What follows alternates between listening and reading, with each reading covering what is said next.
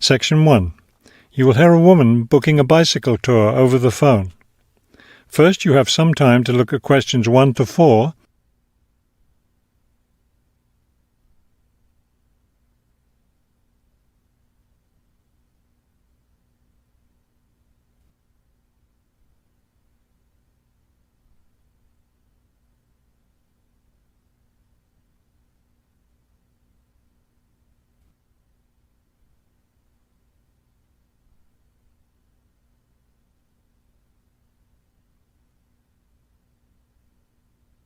Now we shall begin. You should answer the questions as you listen, because you will not hear the recording a second time. Listen carefully and answer questions 1 to 4. Global Bicycle Tours. May I help you? Yes, thank you. I'd like to sign up for a bicycle tour. Which tour were you interested in? We have the River Valley Tour coming up in June and the Mountain Tour in July. The River Valley Tour is in June. I thought it was in May. It actually takes place the first week of June. Oh, I see. Well, I can still do that. The River Valley Tour is the one I want. Splendid. Just let me take your information. May I have your name, please? Carla Schmidt. That's Carla with a K, not a C. Karla. Thank you, Ms. Schmidt. Address? Do you need a street address, or can I give you my post office box? A post office box is fine. It's P.O. Box 257, Manchester. Thank you. Okay, next. Will you be bringing your own bicycle, or do you want to rent one from us? I'll bring my own. Excellent. Now, we provide all the meals, so we need to know if you have any dietary restrictions. I don't think so. What do you mean? I mean, if there's any food you can't eat. Some people have food allergies or are vegetarian or have to avoid dairy products, things like that. Oh, I see. Well, yes, I'm a vegetarian. I never eat meat. Before you hear the rest of the conversation, you have some time to look at questions 5 to 10.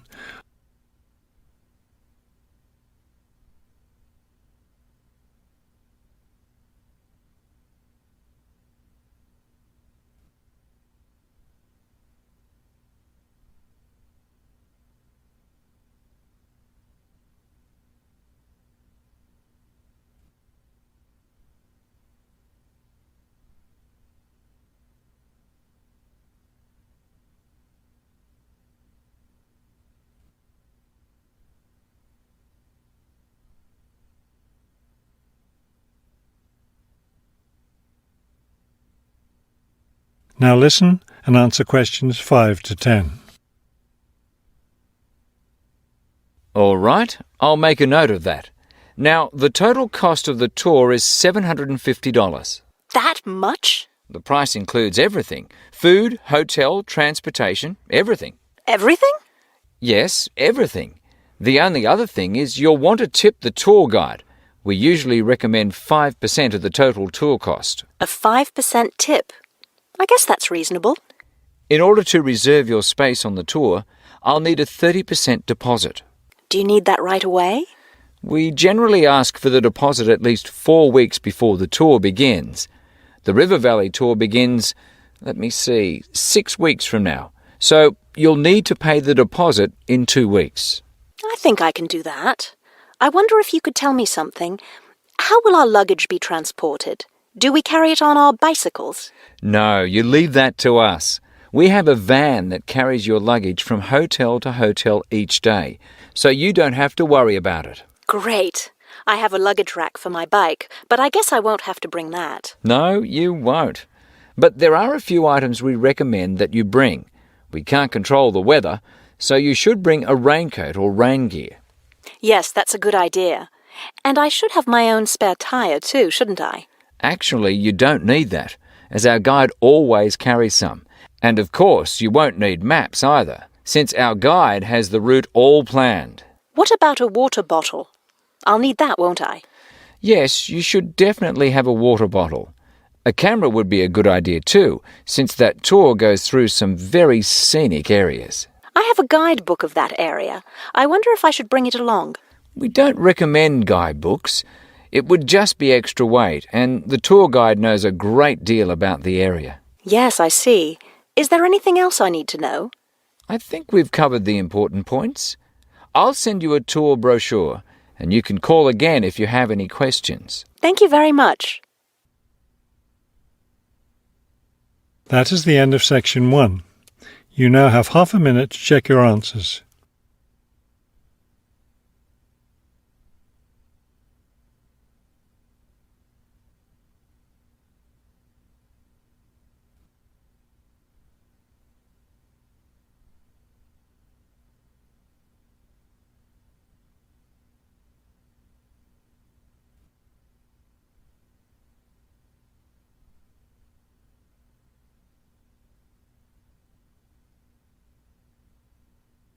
Now turn to section 2.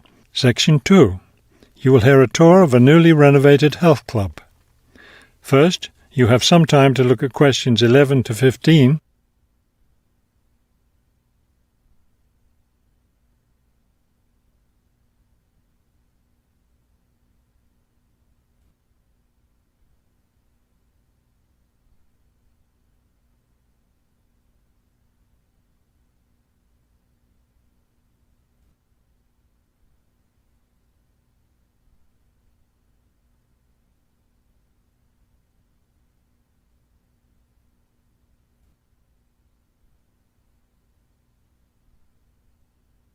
As you listen to the first part of the talk, answer questions 11 to 15.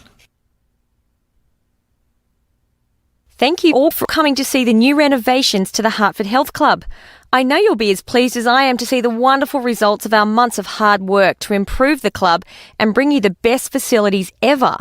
We'll begin in here with the swimming pool. You'll notice the new colour of the adult pool, a lovely cool green. Now walk over here and look at the children's pool. It's the same green, but as you see, with brightly coloured sea creatures painted everywhere. Both of the pools needed painting, not only for maintenance, but I think the new colour greatly improves the atmosphere of this part of the club.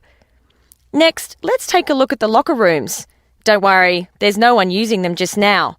Doesn't it feel roomy in here? We've expanded both the men's and women's locker rooms, so now they'll be much more comfortable to use. There are bigger lockers, a good deal more room in the dressing area, and more places to store extra towels and equipment. Be careful as you walk through here. The floor's just been polished and may be a bit slippery. Let's go up to the exercise room next. Here, you'll notice a new floor. Walk on it. Doesn't that feel comfortable? It's a special material, softer than the old floor, an ideal surface for jogging and exercising. They had to move all the exercise equipment out while they were working on the floor, but don't worry, it will be brought back in before the end of today. Let's step outside now and look at the tennis courts. We haven't done a great deal here except to the equipment. We replaced all the nets and the ball throwing machine. Otherwise, everything is the same as it was before. Let's walk down this hallway, and here we are at the club store in its new location.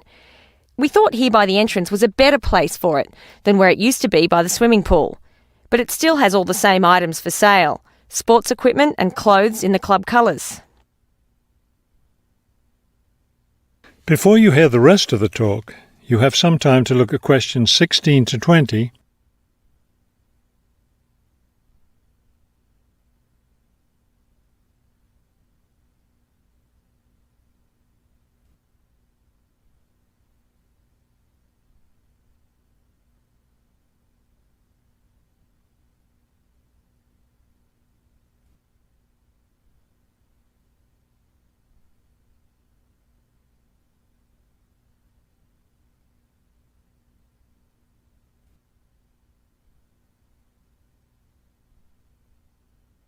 Now listen and answer questions 16 to 20.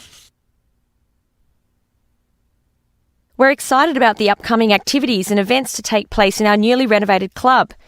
Now that the pools are ready for use again, swimming lessons will begin tomorrow for both adults and children. If you haven't signed up yet, you can stop by the office before you leave today and put your name on the list. If you're a tennis player, you'll be interested to hear about the tennis competition coming up on Wednesday. Players from different clubs all over the region will be participating. If you'd like to watch the event, tickets are available in the office. Also, I want to be sure you all know you're invited to our club party coming up next weekend. We're celebrating the completion of the renovation work, and we have a lot to celebrate. The entire renovation project was finished in just 9 months. That's 3 months less than the 12 months we'd originally planned on. We're proud of that, and proud that we came in under budget too. Because we've had such good results with this project, we're already planning the next one. We already have 2 indoor pools, and next year we plan to install an outdoor pool right next to the tennis courts. Details of these plans will be made available to all club members soon. All right, I think we've covered just about everything. Are there any questions? That is the end of section 2. You now have half a minute to check your answers.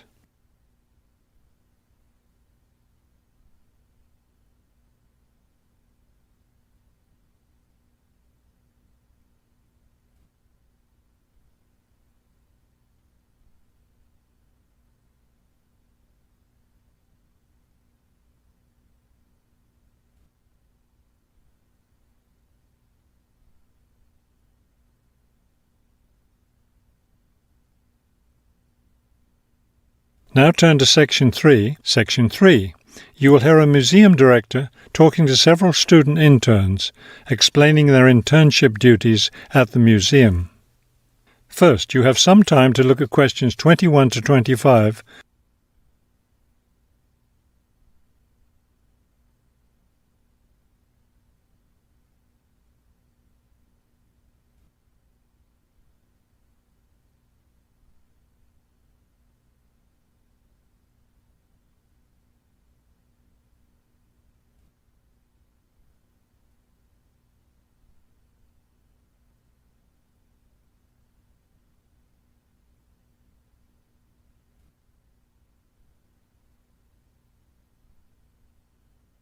As you listen to the first part of the conversation, answer questions 21 to 25. Welcome to the City Museum of Art. I'm Dr. Shirley Johnson, the director of the museum's internship program. Today, I'll be giving you an orientation to the museum and our museum administrator's internship program. Will we get a chance to tour the museum today? Yes, we'll start right now with a tour of the building. We'll skip the basement. Most of that part of the building is devoted to art conservation, which won't be part of your internship. Let's begin here on the ground floor with the museum offices. I guess this is where we'll be spending most of our time, helping with the office work. You'll spend some time working in here so you can learn what the administrative duties involve. But you'll also get a chance to experience all aspects of museum work. This room in here is the museum tours office. I'm interested in that. I'd really like to help out with the tours. That's great, because you'll all have a chance to lead some tours and maybe even to develop a tour of your own, too. Let's go up to the second floor now. This is the boardroom in here, isn't it? Will we get to go to board meetings? Only members of the board of directors attend those. Now, back here behind the galleries are the classrooms. You're all welcome to attend any class you want at no charge. But we won't be teaching any, will we? No, the staff of the education department is responsible for that. Let's move up to the third floor now and the research department. Each of you will spend some time working in here. Great. I'd like to help with the research. We're working on some very interesting research projects right now. Also, as an extension of your research work, you'll probably contribute to some of the museum's brochures. I'm looking forward to that. I like writing about art. Another thing I've been hoping to be able to do is meet some artists. You're in luck then. We've planned a reception for the first day of your internship, and you'll have the chance to meet several local artists then. Before you hear the rest of the conversation, you have some time to look at questions 26 to 30.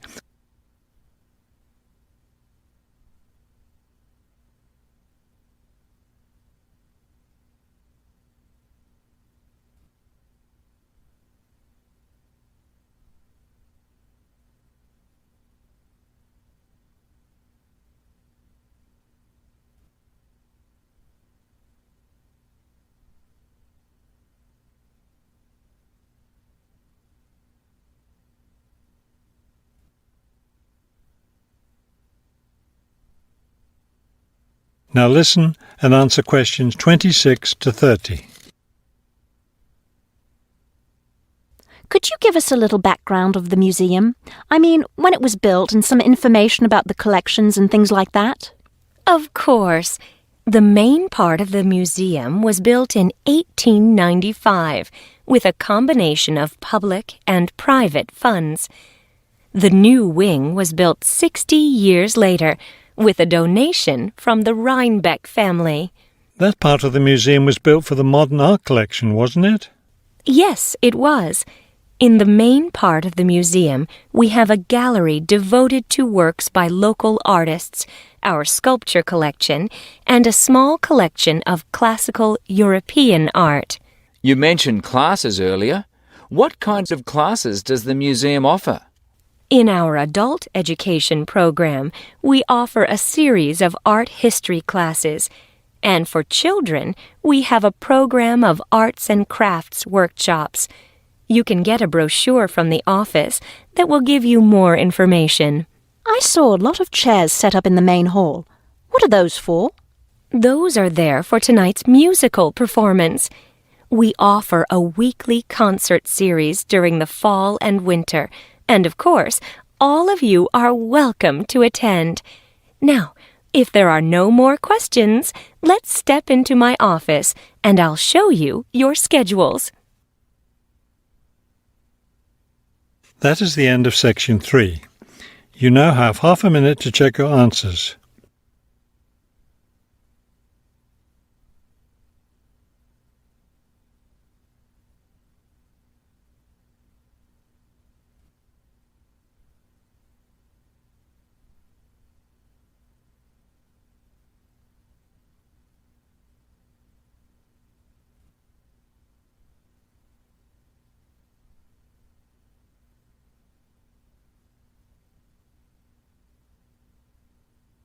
Now turn to Section 4, Section 4. You will hear a lecture about the history of the tomato. First, you have some time to look at questions 31 to 40.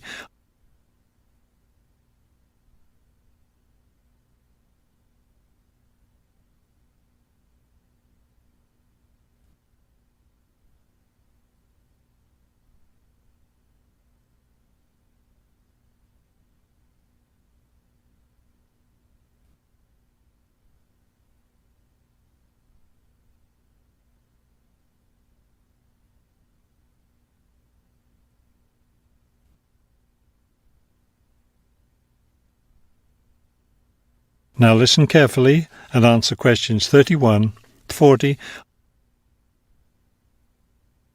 The tomato is a popular vegetable, which figures in the cuisine of many countries around the world. It is particularly prominent in Italian cooking, but it was unknown in Europe until Spanish explorers brought it back from the Americas. The tomato originated in the highlands of Peru. From there, it eventually found its way to Mexico, where it was cultivated by the Aztecs. The Aztec tomato wasn't the large red vegetable we know today. Rather, it was small and yellow. When this small round fruit arrived in Italy, it was named golden apple for its bright yellow color. You'll notice I just called it a fruit. That's because a tomato is botanically a fruit, even though most everyone calls it a vegetable. The actual word tomato comes from the Aztec name for the vegetable, meaning plump thing. The tomato arrived in Europe in the 1500s and quickly became a popular food in Spain and Italy. In the late 1600s, the Italians began publishing recipes that used tomatoes. The British, however, had a different attitude toward the vegetable. It was grown as an ornamental plant in Britain in the 1600s, but it wasn't eaten because it was thought to be poisonous. It wasn't until the 1700s that tomatoes became part of the daily diet in Britain.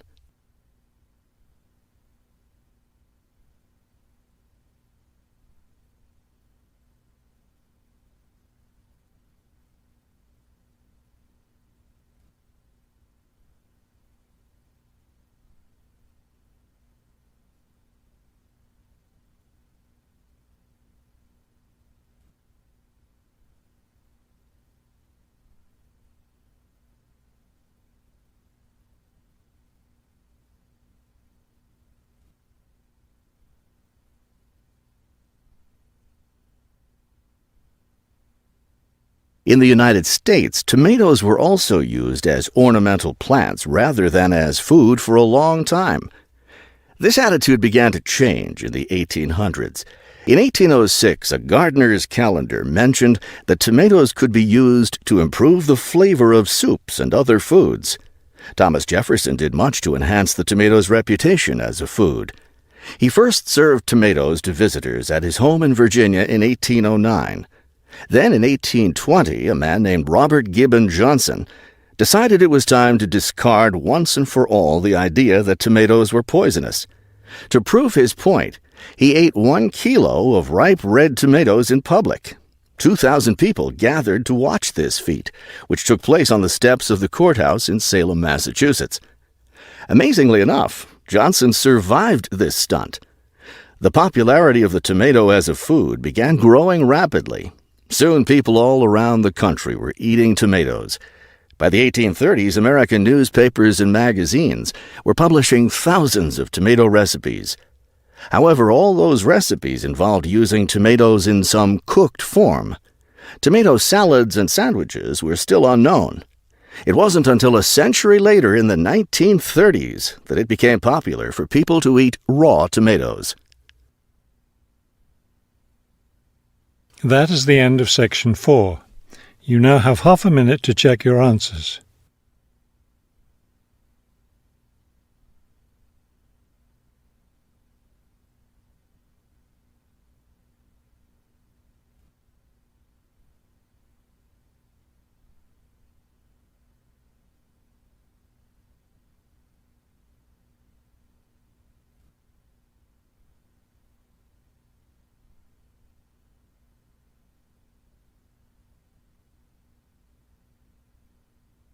You will now have 10 minutes to transfer your answers to the listening answer sheet.